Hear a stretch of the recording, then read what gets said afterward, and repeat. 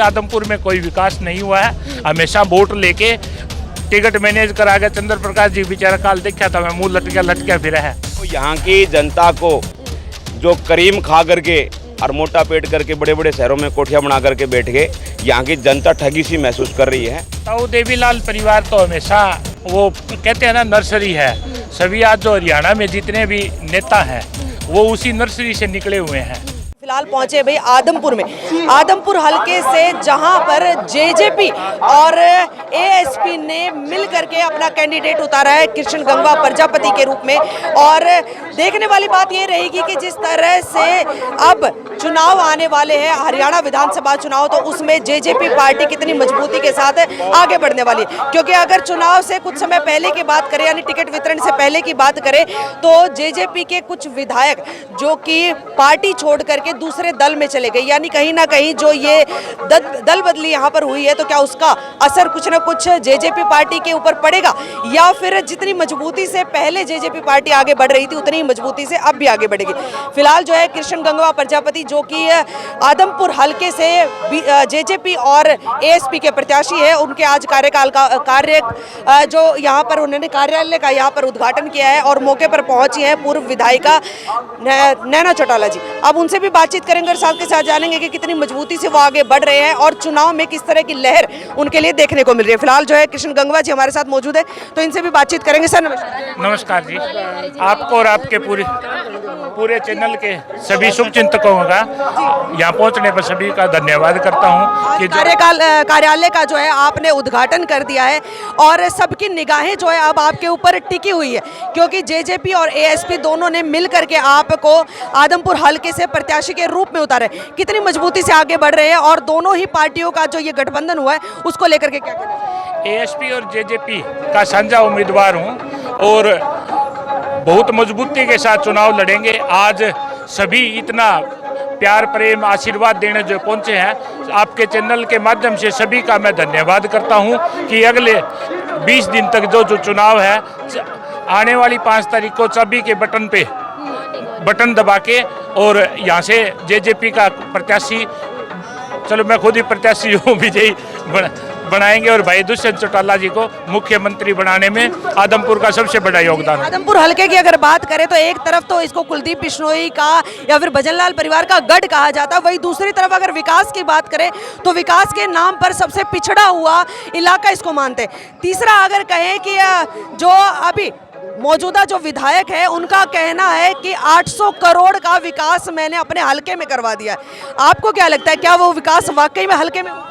गढ़ हमेशा किसी का गढ़ नहीं होता, गढ़ टूटने के लिए होता है। आप विकास की बात कर रहे हो तो कल मैं आदमपुर में कल था, जो भव्य बिश्नोई जी का जो खुद का ऑफिस है, आप उसके सामने से गुजर के देखना कि अगर जो आपके वो गामा में कहावत नहीं कि मैं गली में गया मैं तो गोड्डा तक धस गया, तो वो गोड्डा तक धसे पाओगे जी। आदमपुर में कोई विकास नहीं हुआ है। हमेशा वोट लेके टिकट मैनेज करा गया। चंद्र प्रकाश जी बेचारा काल देखा था, मैं मुंह लटका फिरा है।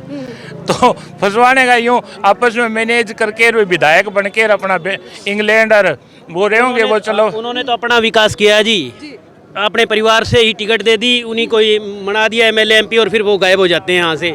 आप देखोगे चौटाला परिवार से जिसको भी टिकट दिया गया है गरीब तकबे से दिया गया, ज़मीन से उठाया गया उसको, अगर वो दगा करता है तो उनकी मर्जी, लेकिन इनकी तरफ से कोई गलती नहीं आई। इसलिए भाई कृष्ण ने पूरे गंगवा आदमपुर और सभी को मिलके यही आश्वासन दिया है कि मैं कहीं नहीं जाने वाला, तुम्हारे बीच में ही रहूँगा। पिछली बार जब आदमपुर बाई इलेक्शन हुए थे, ये सवाल मैं आपसे फिर सर आपसे दोनों से करूंगी, आदमपुर बाई इलेक्शन हुआ था जिस समय यहाँ पर जनता से बातचीत की जाती थी, तो कहीं ना कहीं वैसे तो सब लोग कुलदीप बिश्नोई और भव्य बिश्नोई के खिलाफ थे, लेकिन उसके बावजूद भी जिताने का काम जो है उन्हीं को किया, विधायक उन्हीं को बना कर लिया। मैडम ऐसा है कि जब ज़मीन से आदमी जुड़ता है ना, उसके साथ जुड़ने वाले हैं हम जी, और नॉर्मल लगभग जनता ही ऐसी है कि उसके साथ चलते हैं। और जो आते हैं ना, ये 10 दिन या 15 दिन आते हैं, उड़ जाते हैं, फिर हवाई जहाज में लंदन पेरिस फ्लैट खरीद रखे हैं, वहाँ सोते हैं। उनको अब 10 दिन है ना, ओहो गर्मी लगी, ओहो गर्मी लगी। यहाँ किसी को गर्मी नहीं लगती। ये देखो जी, ये जो जितने भी आए हुए हैं ना, इनको कब, यहाँ तक कि अपने आप को देख लो, आपको गर्मी नहीं लगती क्योंकि ग्राउंड पे रहते हो आप।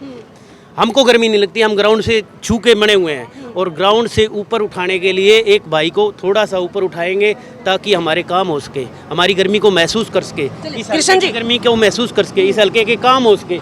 आप ये रोड देखो, अब यही रोड देख लो, दूर जाने की जरूरत नहीं है, इसमें इतनी धूल मिट्टी है कि यहाँ जो दुकानदार है भाई, मतलब अगर विकास करते हैं, इन्होंने कहा भाई पैसे लगा रखे तो कहाँ लगा रखे वो, आप देख लो। कृष्ण जी, सबसे बड़ा सवाल अब जो जेजेपी पार्टी के ऊपर उठ रहा है वो है उन बागी नेताओं को जिन्होंने की जेजेपी छोड़ करके बीजेपी ज्वाइन कर ली, और जाते ही एक को छोड़ करके बाकियों ने बीजेपी की तरफ से जो है टिकट भी मिल गई। तो उसके बाद क्या जेजेपी में कहीं ना कहीं कुछ मायूसी आई, या फिर जितनी मजबूती से पहले बढ़ रहे थे उतनी मजबूती से अब भी आगे बढ़ रहे? नहीं, जो ताऊ देवीलाल परिवार तो हमेशा वो कहते हैं ना नर्सरी है, सभी आज जो हरियाणा में जितने भी नेता हैं वो उसी नर्सरी से निकले हुए हैं।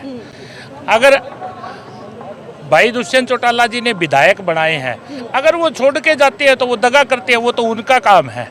अगर जे आपके जो राजनीतिक स्वार्थ के लिए अगर जे जाते हैं तो दुष्यंत जी ने तो कोई गलत नहीं किया, उनको टिकट दिया, आज अनूप धानक जी को मंत्री बनाया। माता जी कह रहे थे कि अब अनूप को अगर आज जो कैबिनेट मंत्री बनाया है, अगर अनूप जा सकता है तो आप किसी पे विश्वास ही नहीं कर सकते। चलिए, संतलाल अंबेडकर भी हमारे साथ मौजूद है। सर नमस्कार। पत्रकार महोदय, बहुत बहुत धन्यवाद आप लोगों को। ये जैसे हमारा आज आज़ाद समाज पार्टी और जेजेपी पार्टी का ये साझा उम्मीदवार है, कृष्ण गंगवा जी हमारा भाई है, और ये चाबी अब की बार आदमपुर से घूमेगी और दिल्ली चंडीगढ़ में इसकी आवाज़ आएगी। और जो यहाँ की जनता को जो करीम खा करके और मोटा पेट करके बड़े बड़े शहरों में कोठियाँ बना करके बैठ गए, यहाँ की जनता ठगी सी महसूस कर रही है। अब ऐसा नहीं होने देंगे। ये किसान कमेरे का गठजोड़ इस आदमपुर की धरा के ऊपर डेफिनेटली बदलाव करेगा, और हमारा साथी कृष्ण गंगवा जी विधानसभा में पूछने का काम करेगा। चलिए, आप लोगों से भी बताइए, आप लोगों को क्या लगता है जो कृष्ण गंगवा है कितने मजबूत उम्मीदवार है, और आने वाले विधानसभा चुनाव में आदमपुर हल्के को किस तरह देख पा रहे हैं? देख पा रहे हैं अच्छी तरह, जनता का देख रहे हैं आप है, तो हिसाब किताब से मजबूती है, तभी जनता पीछे हो रही है। अपना सवाल तो उल्लू तो सीधा नहीं कर रहे हैं, वो सबके लिए कर रहे हैं। हमारे रिश्तेदारों को यहाँ कहने के लिए नड़वा हल्के से हम यहाँ आदमपुर आए हैं, भी कृष्ण भाई को जिताना ही है। हमारा ही रिश्तेदार है जी, लाडी मैं सगली लाडी चल गया, ये एक तरफा कर देंगे, 10 गाड़ी ले गए, अब एक तरफ ही सोचते जितने ही बढ़िया एक तरफ।